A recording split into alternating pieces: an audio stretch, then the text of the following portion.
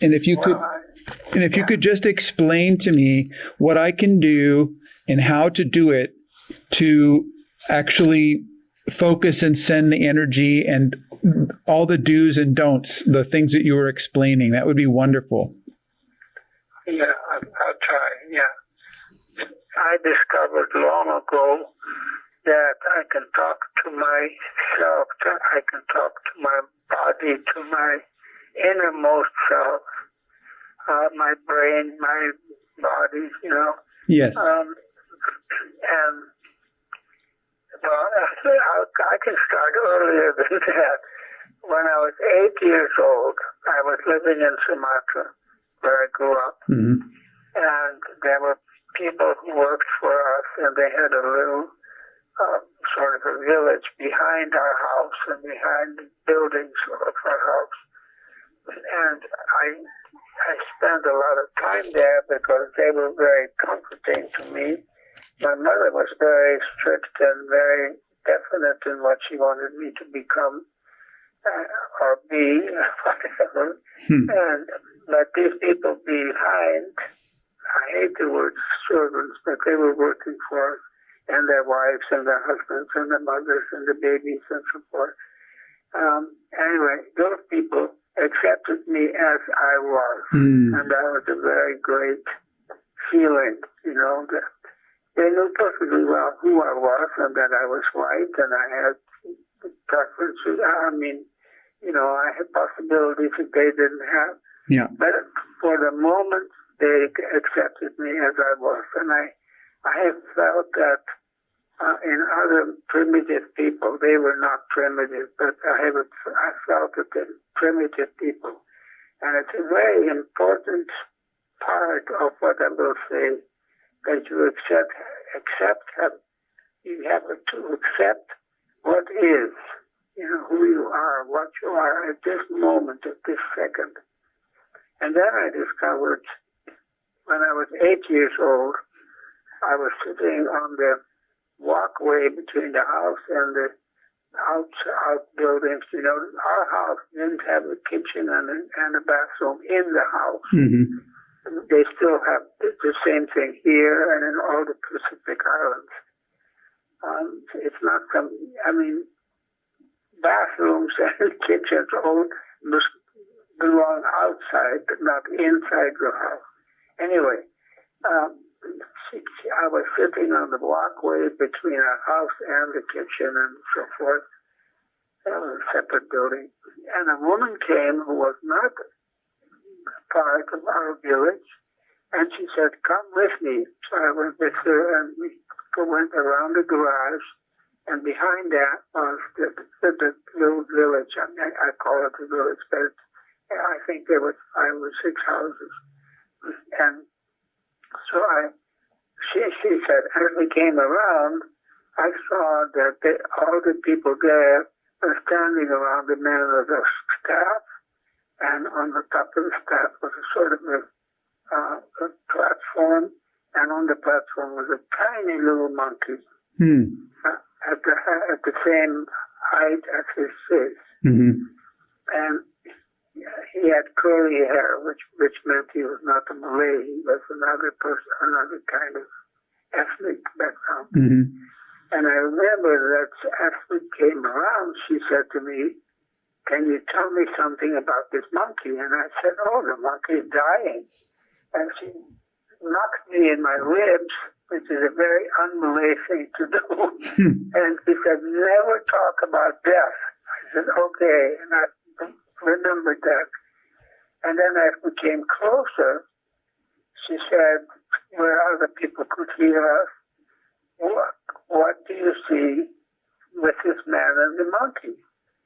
And I said, "The monkey has a little leather thing around one of his feet and his ankles, and he's tied down to this platform, and there's this thing around his foot is very uncomfortable. Can that be cut away? This monkey is not going to run away. He's been living with this man all his life." And so a boy ran to his house and came back with scissors and they cut the rubber thing off, the leather thing off. And as soon as it was off, the monkey stretched his leg, and then he jumped on top of the head of this man in the curve. And everybody smiled. Everybody was very happy, that this monkey was now signs of being happy. And so I went back, and then the woman came back to see me, and she said, "You have a God-given gift. Don't ever start asking money for it." And I had no idea what she was talking about. Absolutely none. And ever since then, I have discovered that when I see somebody, my children, for instance, when they had a bruise or a hurt or a scratch or something, I could feel it. I could feel it when I had my hand above it. I could feel that there was something wrong. Mm-hmm. And so one day I said, without thinking about it, I didn't say it out loud, but I said it in my head. I was talking to the boy. I know the son. His name is Chuck. No, his name is Scott. Anyway, I talked to Scott in my head. I didn't really talk words. Mm-hmm. And I said, you can do something about that scratch. I know that inside of your body, there are a lot of things you can do to heal the scratch and not feel the pain. Mm. And it just came to me. I didn't think about it. And the next day, the scratch was gone. Wow. And so I realized that you can talk to yourself. And then suddenly, much later on, when I was professor at the University of Hawaii, mm-hmm. I had a very big project in Micronesia. I don't know if you know where Micronesia is, but it's a series of islands from Hawaii to Guam and then down almost to Indonesia. There are 6 different districts, as we call them then. Now they're independent. Mm-hmm. And we were basically in charge of the United Nations, and the United Nations gave the charge to the United States. And the first group we used as a place to bomb with our atom bombs when we were doing research with that. Yes. And found out all kind of horrible things about what it does.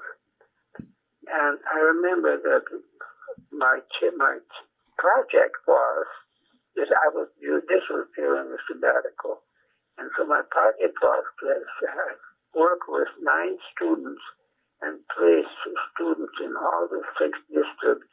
And they would do a survey. They would ask the people what they thought about birth control or family planning, as we called it. Mm-hmm. But you can't call family planning because in Polynesia or Micronesia or everywhere else, family doesn't mean mother, father, children, but it means all the grandfathers and the aunts and uncles and good friends, So anyway, we call it birth control. Anyway, so my job was to first place each of these teams of students to one of the islands. And the islands were very primitive. There are no hotels. There's no nothing. Mm-hmm. But there was a plane that flies from one to the other. And then when I came to the end, I had to go back to the beginning and check how it was going. So I was flying back and forth. And the whole thing took 6 weeks. Mm-hmm. And during that time, I had an infection. And I knew where the infection was because I had gone to the doctor before I left. And I knew what it was, that it was not going to kill me, but it was very unpleasant and very painful. Mm-hmm. So in one of those islands, it's called Chuck. And one of those, it's an atoll. You know, this new moon child with a big lagoon. And I went to one of the points of the moon shape, and I had a meditation on talk with him myself. And I said, I realized that this sickness that I had, this infection I had, was very painful. And so I said to this infection, I know that when something hurts on me, that it is a message.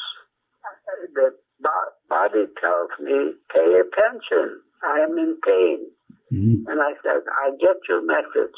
I know what you'll do, what is happening, but I can't do anything about it at this point because I'm traveling. And there's no doctor anywhere, so I have to wait until we get it back to Honolulu. And I still repeated that several times.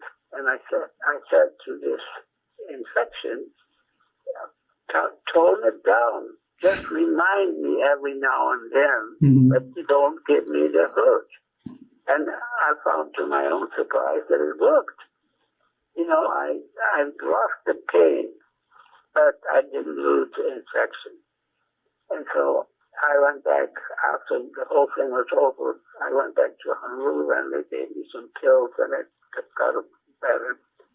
But so I found out you can talk to yourself. You can talk to somebody else. It's inside, and it's really talking without words. Okay. It's in your mind. It's in your brain. You say it in your. It's not without words. I call it. It's communication without words. Okay. But the essence of the communication is that you talk to the body of yourself or somebody else, and you tell the body, don't be too loud with with asking my attention. You never say that disease, by the way. When you talk to your brother, and I don't mean talk, but when you talk without words to your brother, yes, you don't say cancer. Never to give it a name. But you tell the body of your brother and his mind, with your mind, yes, you tell him, I know that there's something in you that is not working, that is not good, that is not pleasant. I know that you can do something about it. I know that there are powers in you that can either heal or at least make it better. You know, because our bodies, we live in a society that is so concentrated on asking other people to help us. You know, as soon as you have a pain, you go to a doctor and you get a painkiller and you get an aspirin and you get a this and a shot and a treatment or nuclear radiation or whatever. But there are a lot of things that we can do within ourselves. You know, our body is much stronger and much more able to do things. And this is a fact. I mean, it's a medical thing. You know, we have changed our living style by relying on outside things. We're relying on first aid. We're relying on cars. We're relying on doctors and specialists and machines and all kinds of stuff. But if we have forgotten and we pass it around, we pass it, the abilities we have within ourselves. And there are many things that we can do within ourselves. There are ways that our bacteria inside ourselves can do something. Our cells can do things. Our brains can do things. we should use that. And so what you do is you suggest you could keep going since. It usually a session that I do is half an hour, three-quarters of an hour. And I keep telling the person, or actually the insight, the deepest self of the person, use the qualities you have. Don't rely on the outside to do something about this thing that is not working properly. Yeah, there are lots of things you can do. You can do. And I know, I'm positive of this. I know that this is true. That's the essence of what I'm doing. Okay. You know, it's talking without words, or communicating, I call it. Communicating without words. But what you communicate is a positive things, positive attitude to the body you're talking to the inside of the person you're talking to, not his brain, not what he hears in his ears, but what his brain and his inside hears from your thoughts, from your suggestions. Do you understand what I mean? Yes. It takes some practice, but I am fairly convinced that many people can do this. I don't know whether everybody can, but I know in my own life, I have lived with people who were very good at that. I've lived with the Aborigines taught me this. You've read my book, right? Yes. Yeah, but my time with the Aborigines really changed my life, because they totally, absolutely, I'm quite sure, they communicated without words. And I adapted, I learned to hear what they communicated, and I could communicate back to them. It's not unusual. I've known children, very young children, who all of a sudden came up with something that they couldn't possibly know, but they knew because they could hear something, could hear inside. And it's hard to explain these things because our culture is so opposite to that whole idea that we have no words for it. Yeah. But it is something that I am sure that we are going to develop when the whole world crashes. And I think that's going to happen within 10 or 20 years. Okay. I think that the world is so awfully out of touch with who we are, who we really are inside. I mean, we have politicians that do all kinds of crazy things. And we listen to that, and we listen to preachers and to all these other people, but it's inside of us. I know that there's stories that I've been telling on this on my website, but the one that comes to mind now is when I was walking with these three boys, and the oldest was probably 17, 18, and the others were younger. And as usual, when I was with the Aborigines, nobody says anything. They don't talk. But I know, and I can see on their faces that they're thinking and doing with each other. Somebody smiles, or somebody nods to somebody else. I know that this is going on. And so all of a sudden we were walking along fairly slowly, but we're walking along, and I'm trying to figure out what's going on. And the three of them stop, and I walk one more step, and then I have to step back. And I would look at them and say, "What's going on?" And the oldest boy says to me, one word, "Mati." Mati is Malay for dead. And I said, "You're not dead." and I spoke English, which they didn't understand at all. They didn't understand Malay. They had their own language, and I didn't know very much of their language. But apparently they knew this one word in Malay that was mati. So I said, "You're not dead." And they all smiled, and they said, "No, they were not dead." And then something came into my head. I can't say it any other way. "What you mean is we are dying out." And they're all, yes, that's what they meant. And so, that was like a confirmation that I can hear what they say. And so then I said to them, also in English, "Why do you think that you're dying out?" They said nothing, but the thought came into my head, because the way we live is impossible in your world. And they all smiled. They all nodded. They were not smiling, but they all nodded yes. That you got it. They could see that you got it. Yeah. And it is true. I can't, ever since then, I've been trying to live as they live. I live very simply. I don't like money. I don't like to buy food.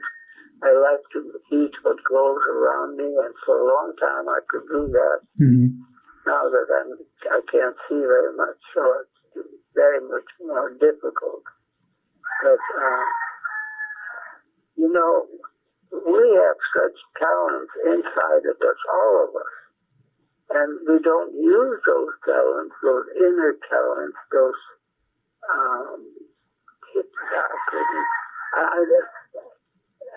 there's no word for it, but inside ourselves, inside our mind, we have so many talents that we don't use, because we are in a world that says the world belongs to you.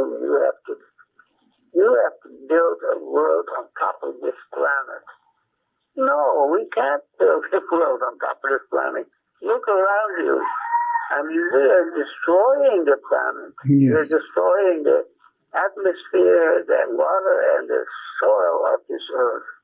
With everything we do, because we have the wrong attitude and the wrong underpinning, We believe that we are different than nature. We're not different than nature. And nature has enormous powers to control and heal itself. And I know that your brother has healing power within himself. Yes. And that the cancer can be stopped. And that, if you can, basically what you're trying to do is you're trying to educate the inside of this mind. Look into yourself for healing, for what I say when I do it. I don't do it anymore because it lost me my job, my career. But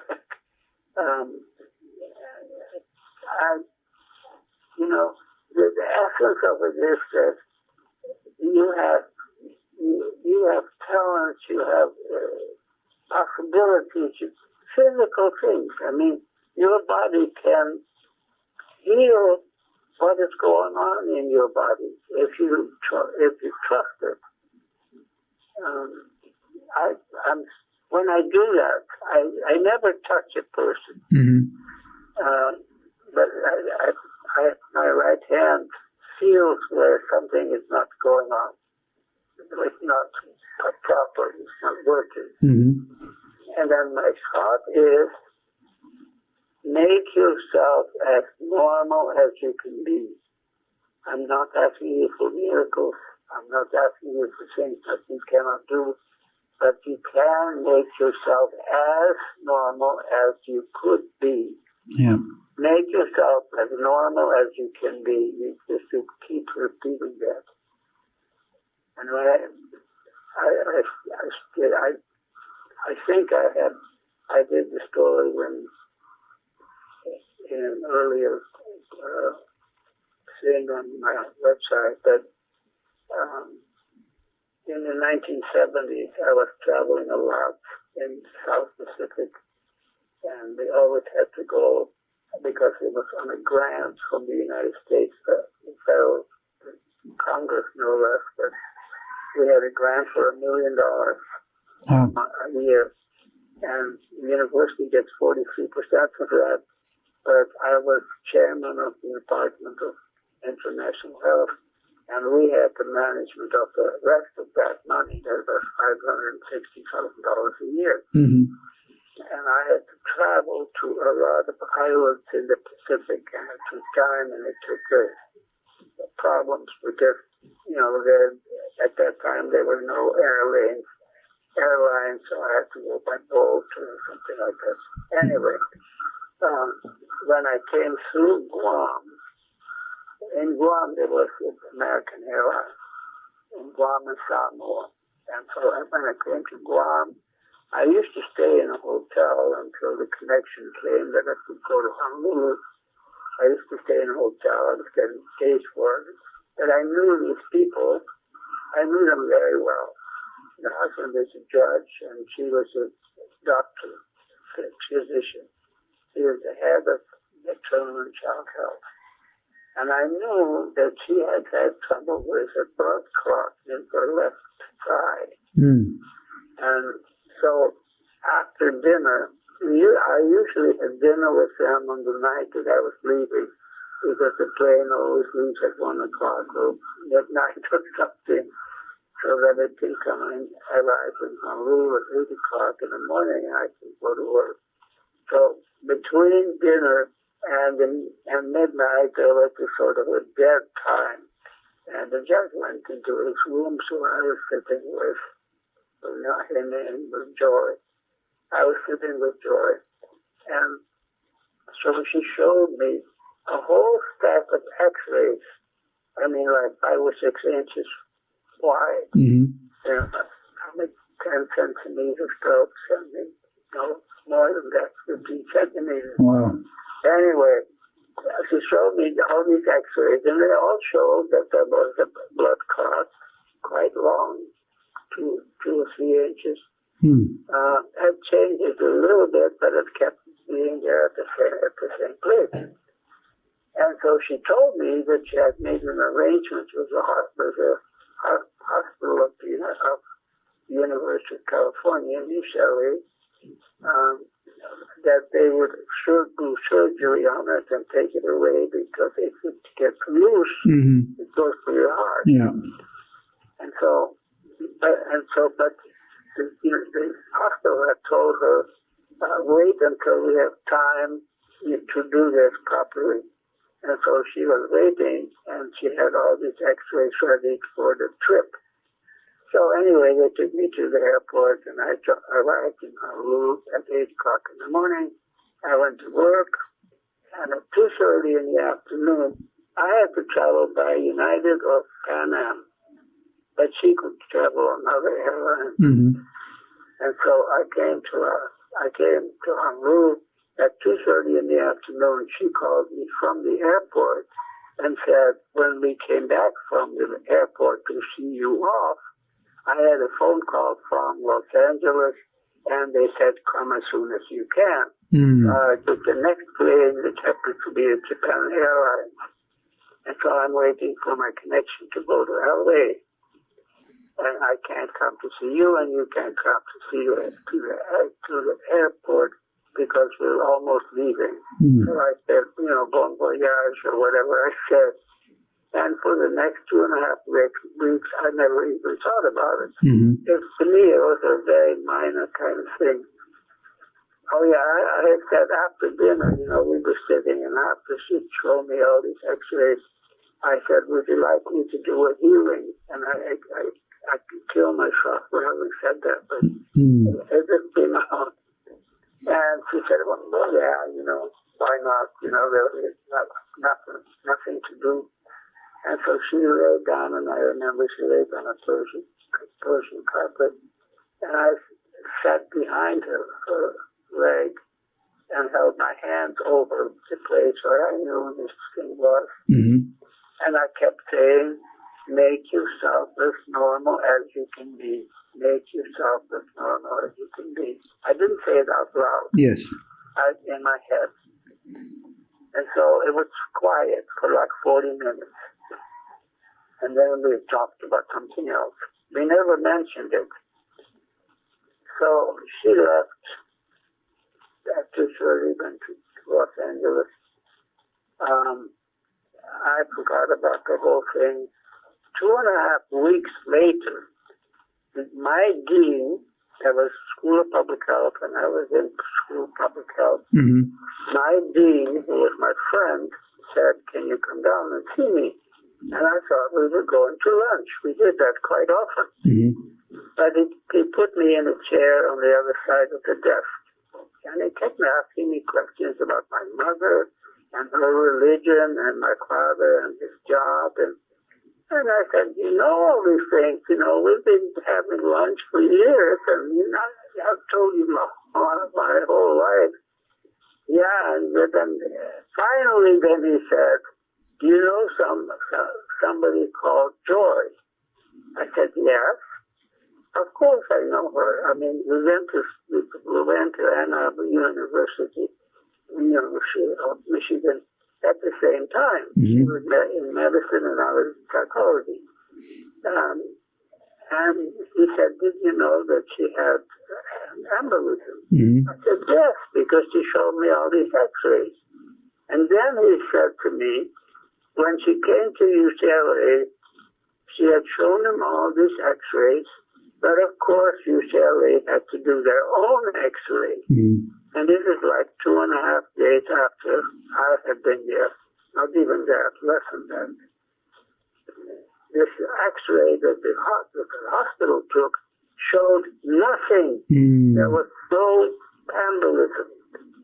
And then they did a blood test and they found out there never had been because when an embolism disappears, there's more, they can see it in the blood or something like that. So anyway, all of a sudden it dawned on me what had happened. Mm. I didn't even know that. And I imagined that, you know, after they found that she had nothing, I was told later on what had happened. The hospital had called the Navy hospital in Guam, and they had said, "Your x-ray machine is wrong because of so-and-so and so-and-so." Because this woman didn't have an embolism ever. And so the hospital in Guam got really mad, and they called the Navy in Washington, D.C. And the Navy sent somebody out to look at the x-ray machine, and the x-ray machine was perfectly okay. And so then the Navy and the hospital in Guam and the hospital got into a big discussion and, you know, a lot about your x-ray machine. And they must have asked her, "What did you do? What happened between the last x-ray and your coming here?" Mm-hmm. And she must have mentioned my name. And I was professor of public health. And so at that moment, the door swings open. I was sitting at the dean's office. The door swings open, and the dean of the medical school, which was separate at that time, comes in, red in the face, and points at me and says, "You charlatan," and all kind of bad words. "I'm going to sue you for practicing medicine without a license. And no student of mine is ever going to be able to take your courses again." And on and on and on. Well, I'm not good at that kind of confrontation. Has all kinds of things that I could have said. But I just got up and walked out. And so I thought about it, and the next morning I went down to see my dean. Now, by the way, I knew that the dean of the medical school was very much against the dean of the public health because he felt that public health was part of medicine, which it isn't. But anyway, 5 years after that the medical school did absorb in the School of Medicine, School of Public Health. But anyway, so I walked out, and the next morning I came back to the dean and I said, I don't know what to do, but if nobody can take my course anymore, except people from other professions, and I had very good, I had a course that I taught, it was called Cultural and Cultural Aspects of Health and Illness, something like that. Yeah, I forgot the name, but it was a very popular course with medical students as well as other students, but medical students. And in the course, because it's a graduate school, you can choose how many students you want. And I always chose no more than 12. I taught that course for many years. And so I did experiments with them. One of the experiments I did, I'll tell you about, I said, put your hands on the table. And then I went around with a thermometer and wrote down in a book that I had the temperature of their left hand and their right hand. And I went around the table. And then I said, now make your left hand colder and your right hand warmer. There were always people that said, oh, da, da, da, da, da, da, da. And I said, no, just do it. So after 2 or 3, 4 or 5 minutes, I went around and tested all the hands again.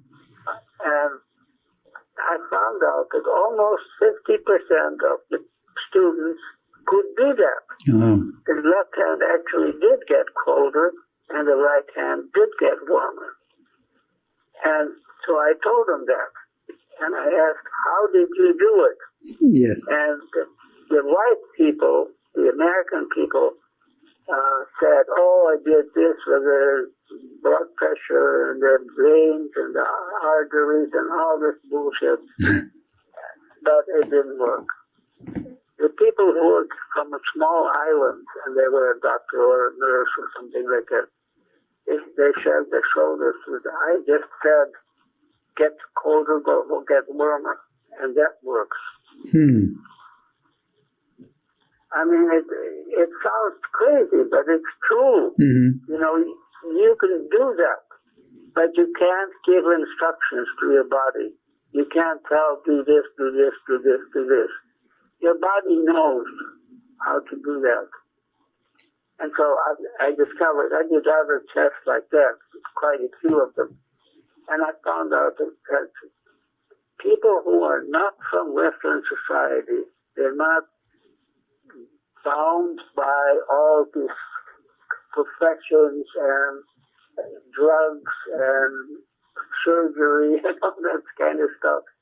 People who are more primitive, they know how to do that. They can do that if you ask them. And so you give them the idea, you can do a lot of things. I don't know whether you can heal a cancer, but you can certainly do something about the pain the cancer gives you, and you can do something about the cancer. You can stop it to grow. I'm absolutely convinced of that. It's not me who is healing you. You're healing yourself. Just give the suggestion to the person. And don't get into details. Don't tell how to do it. The body knows that. Don't mention cancer. Don't mention the word in your mind. You know, I know that there's something in you that is not working properly. Make it as normal as you can be. Make it as normal as you can be. And you'd be surprised how much a body can do. I'm absolutely convinced of that. When I did it with many, many people. Robert, let me ask you one little question about that, which is, when you were working with Joy, you asked her, you said, would you like me to give you a healing? And she said, yes. And so it seems to me that that's an important ingredient to the process, is that the person either asks you or agrees to the process, the healing, because it doesn't seem like it would work if they didn't. Yeah, I think anyway, I don't know if you have to ask and agree, but he has to trust you. Mm-hmm. I mean, I'm talking about your brother. Yeah, He has to trust you, and you can sit with him and say, I have something that I want to talk, that I want to give you, but it's not in words. Mm-hmm. You can put your hands on not on, but in front of his face or something. You can make some gesture that you want to help him. Mm-hmm. But it's not in words. So tell him, I just want to be with you. Mm-hmm. I just want to be with you and give you some good energy and give you some good feelings. And so it's a quiet thing. You don't say anything in words, and he doesn't have to say anything. I would be surprised if he doesn't say something after we've done this for half an hour. Mm-hmm. I think he will feel something. I tried, this is really, I tried for 3 nights. Mm-hmm. Because I cannot do much during the day because I have too many other things and people call and there's noises and stuff. Mm-hmm. So the best time for me is like between 6 and 9 in the evening. Mm-hmm. When it's quiet, when it's just kind of, everything is kind of sleeping, not sleeping, but going to sleep. Yeah. And so your defenses are down. Mm. So go to your brother and say, I would like to just be with you for half an hour or whatever, 20 minutes. I won't say anything. You don't have to say anything. I just want to be here. Mm-hmm. You can hold his hand or something like that. Mm-hmm. And, I have thoughts, but don't tell what you're doing. Don't explain. Mm-hmm. But just in your mind, you talk to his innermost self. In your mind, you have the idea in your innermost self to talk to his innermost self. Mm-hmm. And the idea is make yourself as normal as you can be. Mm. You have qualities, you have power inside yourself that can make yourself as normal as you can be. Look at yourself. Mm-hmm. Don't get distracted by outside, by pain, by feelings. Remember that you have powers, you have abilities within yourself that can do something about something that is not working. It's a short course. It really works. Yeah. I don't know whether it is just me or other people can do that, but I know that other people can do it because I have taught it to other people, but maybe not, I don't know. But it's worth trying. Thank you very much. It's been difficult for me because, I got so distracted by I couldn't sleep one night. Mm. Because I kept trying and I had 3 times I had slight feelings that I had contact, that I could see him in my mind. Mm-hmm. But it's too far away, and I think the main thing is the time. Mm. Because at 7 o'clock in the evening here, it is 7 o'clock in the morning over there. And at 7 o'clock in the morning, you know, it's not a time for reflection and things like that. It's the morning and the light is coming up and people coming in, you have breakfast, you have whatever. But my sister lived in Holland. She died in September. And we had it, finally we worked it out that if we called each other, it would be between 6 and 7. My 6 and 7 is in the morning, and her 6 and 7 is in the beginning of the evening. Yes. And so we found out that's the only time we can communicate with words. And she died in September last year, and rather suddenly. And so I talked to her quite a few times, one time after another, you know. And it was very difficult for me because I had a son who died, and I was with him, and I held his hand when he died, and I've worked with hospice in California, and in hospice, in that hospice, there are different hospices, but that hospice trains people to be with people when they died. And so I was trained for 6 weeks, excellent training in nursing essentially, but to be with people when they died, you know, to be aware and to give them your love and to your attention. And, so I learned a lot about dying. And I learned that almost everybody that I sat with when they died has all this energy in the head going on, like it's pain and it's confusion and it's forcing and rejecting and feeling. All these things are happening, and I can see it like around the head, you know, this swirling thing.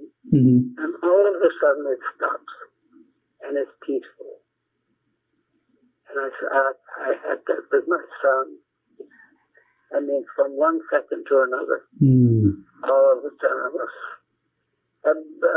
death is like a birth. You know, the baby comes through a narrow canal, is forced, is pushed, is squeezed, and all of a sudden, whoop, all of a sudden it's peace, new. I've learned an awful lot about death and dying, but even in my childhood. But I've also learned I'm very much, I have lived my life after knowing the Aborigines. I had a career in public health, and I had to give that up because of this stupid being a medical school. But so I quit, and so then my second half of my life was very different because I decided, I went to Seattle. I didn't know what to do because also my divorce was finished at the same time, at the end of 1979. And so I felt I couldn't be in Honolulu anymore. Everybody knew me. I had a clinic, and I had a program on the radio, and all of a sudden, you know, there was this, who is this man, what is he doing, he's rich. It was very difficult, and so I went to California, and when my car came, I debated where to go. I had no idea what I was going to do. I was 56 or something. I had no idea what kind of life I was going to have. So I decided, well, I'm just going to live my life day by day, you know, in the now. That's what I had to learn from the Aborigines. You don't know anything about the future. You don't know anything about the past. All there is now. And so I said, I can't live here. I can't live in the city. I have to live somewhere else. But so I can go. I didn't want to go to the East Coast. I didn't want to go to the South. I didn't want to go to the Midwest. So it was either like Northwest or Southwest. Mm-hmm. So for some reason, I decided to go Northwest to Washington, Oregon, Washington, that area. Mm-hmm. And so I drove to the mountains, to the sea, to the mountains, to the sea. Nothing appealed to me. Nothing struck me as this is where I want to be until I came to Seattle and I realized that my travel checks were gone. I had one left. And so I called. It was a Sunday. I bought a newspaper, and looked for apartments, and I found an apartment that was close to where I happened to be. And I called up, and the man said, "Don't go anyway, I'll be right there." And he came, and I rented that apartment. It was not furnished, there was nothing in it, but the floor was carpet. It was soft, you know. So I stayed that night. I had one big suitcase and a little suitcase. And the next morning, for some reason, I thought I should call my parents, who were in Holland, rather than my children, who were in Hawaii. I don't know why, but I did. So I called. I changed a lot of dollars into quarters to put in those machines on the street, the telephone. And I called my father, and he said, "Oh, I knew you were going to call because your mother had a stroke. Oh, wow. Can you come over?" I said, "Sure, I can come over. I have nothing to do." So I went to a travel agency, and she told me the best thing to do is to drive to Vancouver, and then there's a direct flight from Vancouver to Amsterdam. And there's a motel in Vancouver where you can stay one night, and then you can park your car there, and they will take you to the airport and pick you up when you come back. So I did that, and I went to Holland, and my mother was getting better, and I stayed 2 weeks, and I said I had to go back because, you know, I don't want to stay here. I want to go back. And so I went back, and when we arrived in Vancouver, it was like 2:30 in the morning. It was dark, but it was getting light in August. And I was driving down from Vancouver to Seattle, and it was gorgeous, gorgeous, gorgeous. With the sun coming up. So I knew that I had to go north of Seattle, not east or south. So I went every day. I just drove around, you know. I didn't have any idea where I was going, just checking it out. And then I came to on the highway, there was a big sign to the left, the arrow to the ferry. So I thought, oh, that's interesting. I've never been on a ferry before. So I drove west.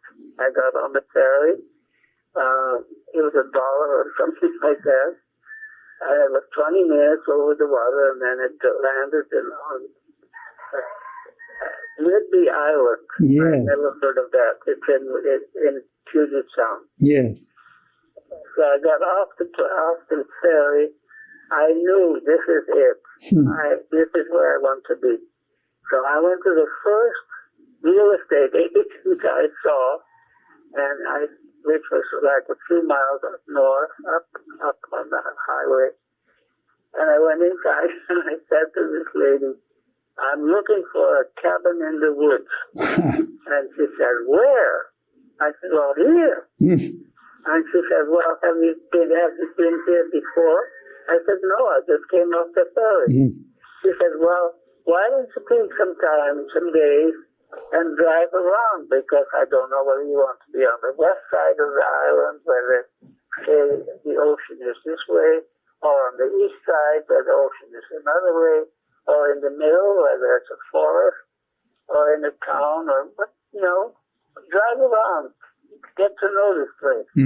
So I did that. And then she said, come back Tuesday and I'll have 5 addresses for you. And so I did that and I came back Tuesday and she gave me 5 addresses. I went to the first one. I knew this was not it. I went to the second one. As soon as I drove in, I knew this was it. There was a cottage and in a beautiful wood, all of fern forest, very quiet, green, beautiful, gorgeous place. And so I went back to the real estate agent and I said, this is it. And she said, boy, are you lucky. She said, this woman who owns that place left this morning to go to Florida for the winter. And reduced the price by $10,000 and she's willing to take payments for it. You don't have to have a mortgage. And the payments were like $110 a month. And I had to live on $600 a month. So I said, okay, I'll take it. So I moved in the next day. It was in October. And I found out that the house was just wonderful, more than good enough. It had 1 bedroom and 1 space and an old fireplace that didn't work, I found out. But it didn't have any water.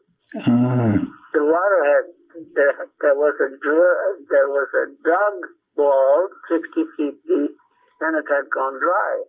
Well, I didn't know that. I thought, well, maybe this is how people live on this island.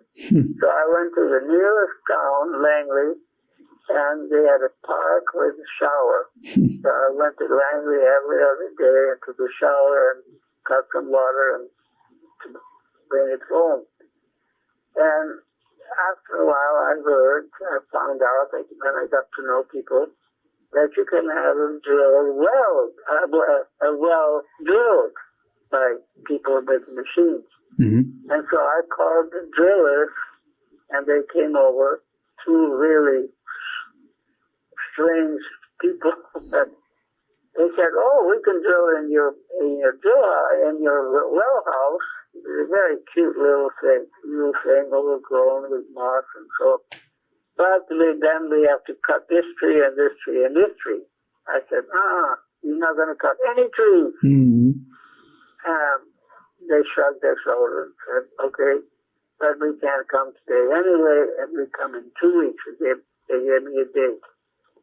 And they told me how much it cost, so much per foot. And then on top of it, they have to do something that the state requires and And so I could figure out how much it would cost.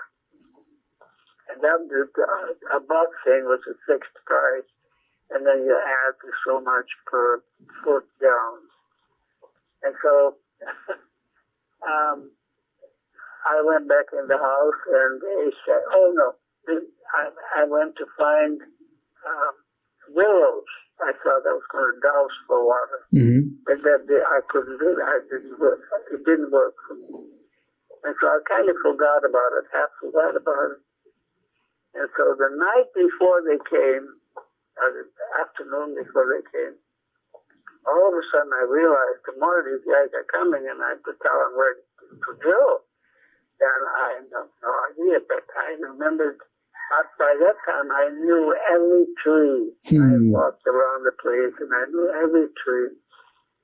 And so all of a sudden, I had this idea, it should be over there. I went outside, got a stick, put it in, and I looked at it, and I thought, no, it's not exactly there. So I took the stick out and put it a foot and a half behind it. I said, this is it. So when they came in the morning, I said, this is where you're going to drill. And the man was going to take the stick out, and he said, no, leave that. That's where it is, exactly there. And they shrugged their shoulders. Okay. And I said, you can only go 148 feet down because that's all the money I have. Mm. And they said, come on, your neighbor on this side has it welded at 286 down, and on the other side it's 315. I said, that may well be, but all I have is the money for 148 feet. Okay, they shrugged their shoulders. I mean, I have to pay them anyway. So I went in the house. An hour later, one of the men came to the front door, which is on the other side of the house, and he said to me, what are you, some kind of witch or something? We found water at 147 feet. And it's so much water that you could have two houses here, because it's the crossing of two aquifers. Exactly at that point. Exactly at that point. So I learned, you know, when in America, people are trained to look straight ahead. Mm-hmm. You have to have direction. I mean, I want to become a doctor. I want to become this. I want to study this. I want to have a job. I want to have so much money. It's all straight ahead. It's like walking with blinders. Mm. I found out if you open yourself up and you walk around in the now, there might be a door on the left. And there are lots of doors on the way by, I found out. And so you look into that door. Doesn't look very good. So you go on. There's a door on the right. You look at that. Oh, I'll try that. I'll try that. And so my life was like that. So the first, in November, I realized that I was living there. I had water by then, but I didn't have any income. I didn't have a job. Mm-hmm. I didn't know what I wanted to do. What could I do with this island? You know? So I walked around, and I found out that there was an organization that had a bulletin board. So I put on the bulletin board that the organization was on the highway, and it had 6 or 7 different things to do. It had to be sort of a social work thing on this island. And, you know, it's quite isolated from the rest of the state, Seattle. Mm-hmm. And so I found out that I put a little note on the property that I had bought was a tiny little cabin that had one bed in it and a table and a chair. No water, no nothing. But I said, I have this little tiny cabin for rent for $50 a month. And I put that note on. Mm-hmm. The same afternoon, a woman called up, came to my house, looked at the cabin and said, that's just perfect. We have hired, she said, I'm the head of an organization that's called HELP. And the organization has all kinds of programs, and I am working for them, but I'm really in the program with a daycare center. But we have hired a man. There's a sort of that was at that time local American Peace Corps, not outside of the country, but in the country. Mm-hmm. So the people got paid a little bit, and they could afford $50 a month to take baths in my house. And so she said, this is perfect. And we got to talking, and so she said, you know, I really don't like the job that I have with Operation HELP. Would you like to be the director of Operation HELP? I said, sure. I'll be the director of Operation HELP, and I'll get, and I did, and I got $600 a month. Wow. More. And so I did that for a few weeks, and I found out that all it was a lot of paperwork and a lot of bureaucracy and having to contact this bureau and this company. And it was really strange. And every time I had to go to the board of directors and get their permission or their signature or something like that, and they were all kind of resisting this whole thing. So I said to the chairman of the board, I said, we should have a meeting. And so we had a meeting, and I had some big pieces of paper that I hung on the wall. And I went around, and there were 6 people, I think, 7 people. And I said, I want everybody to tell me what you expect from Operation Help for, say, 5 years from now. Mm-hmm. What would you like to have to see? And so they all talked, and I wrote it all down. And after that, I said, I get the impression that you really want to get rid of it. Mm. And they all said, yes, we would like to get rid of it. Mm. Because this started as a soup kitchen during the time that there were, hippies. And they came and they didn't have any money. And so we had a soup kitchen. But it has grown and it has other things now. And we don't like to do all this stuff, all this, bureaucracy. Mm-hmm. So I said, okay, I'll take 6 months if you pay me $600, and I'll place all these programs in other programs and get rid of Operation Help. So they said, okay. So I did that. I started and I got rid of many of the programs. Mm-hmm. But the daycare center I couldn't get rid of. Nobody wanted to do that. Mm-hmm. So I got the parents together. I said, I want to have a meeting with the parents of the children who go to the daycare center. And I explained to them that, we couldn't get rid of that. We had to get rid of the program, but nobody wanted it. And so one of the women said to me, well, we can start a daycare center. Would you help us start a daycare center? I said, sure. I'll help the daycare center. $600 a month. Yeah. And so I did that. Wow. And so I started the daycare center. I appointed somebody, and we got a house, and we got an organization, and the paperwork was unbelievable. We had to have we had to contact the city and the county and the state and the federal government, and they all had we had to do things. The windows had to be so many inches from the floor. Crazy things. And I did all of that. All really terrible things to do. But I knew how to do that. Mm-hmm. I did all of that.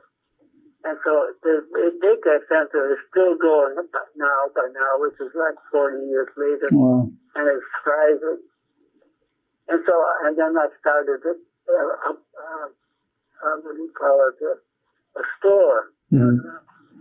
A store that is owned by the people. What do you call that? A co-op? Yeah, co-op. So I started a co-op.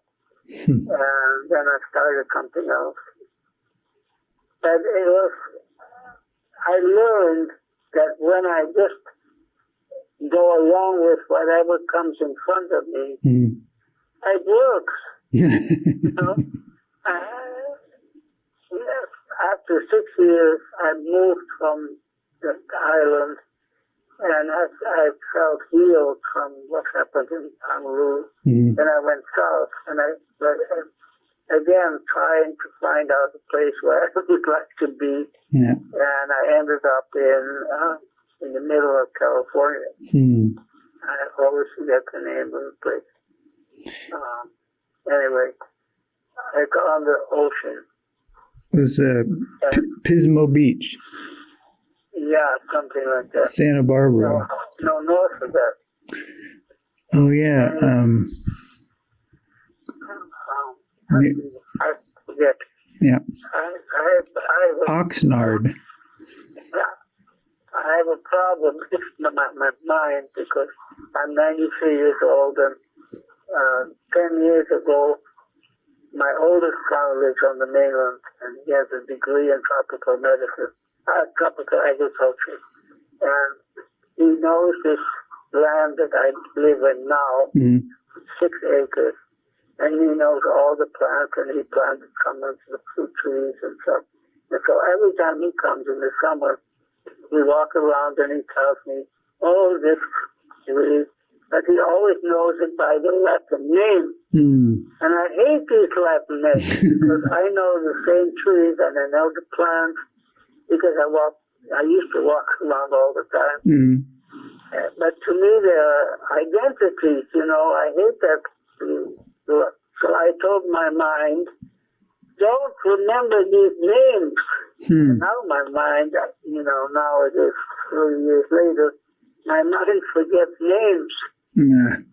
I can't help that. Anyway, when I was in this town, I had just bought a computer, and I was frantically wonderful about this computer, what I could do. And so I did graphic design, and I got all kind of clients. And then one man said, I have a stall in the mall of that city, of that town. It's very famous because it goes around and around. It curls around. It's not one space, but three, sort of.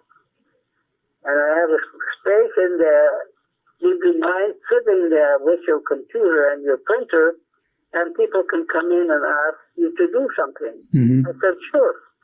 So I sat there in the mall, and people would come in and say, I need a business card design. I need a logo for my business. Can you type this for me? It's a application for a job. All these things. I said, okay, sure, I did all of that. I made a lot of money. And so one company was going to, had just started, and they went to me and they said, would you design a logo for this company? So I did that, and they liked it so much, they gave me $1,000. Wow. And then they said, would you like to be the artist for our company? $10,000 for a year. Wow. I said yes. But, not much work. I didn't work 7 days, 5 days a week. I worked 1 day a week, perhaps. Making business cards for everybody, making forms for sales or this or that. I don't know what. So anyway, I made quite a bit of money during that time. And then I went to at the beginning of AIDS, the disease. I didn't know anything. Nobody knew anything about it. But it's beginning that the time when people started to die. And so I went to the hospice people and said, I want to do this training. And they trained me, very excellent training. And so then I spent the next 2 years doing that. And I had some wonderful experiences. I mean, really heart-wrenching, but wonderful experiences with people who I could help die, Wow. That's a whole other story. Yeah. Anyway, the point is that I discovered in my life that I have to live every day by the day. That's all there is. I live in it now. And I've also learned that everybody has more ability to heal himself or herself than you think, because we don't think that way. We have learned to think that when you have headaches, you go to a doctor. Yeah. When you toothaches, you go to a dentist. When you break an arm, you go to a hospital. I mean, there are things that we can do ourselves. I've learned that with many people. And so that's what I'm trying to do, to tell you, you know, and it's not in words. You don't talk to your brother, but you just be with him, and in your mind you say, make yourself as normal as you can be. Make yourself as normal as you can be. Robert, thank you very, very much. I'm full right now. Yeah, I know. I have a lot more stories, but read some of the things. I have something in mind that I'm doing now. But, okay. Thanks for calling. Yeah, thank you very much. It was wonderful to listen to you and to just get the information, and we'll be practicing. Okay. All right. Okay. Well, be well. All right, thanks. Bye-bye. Okay.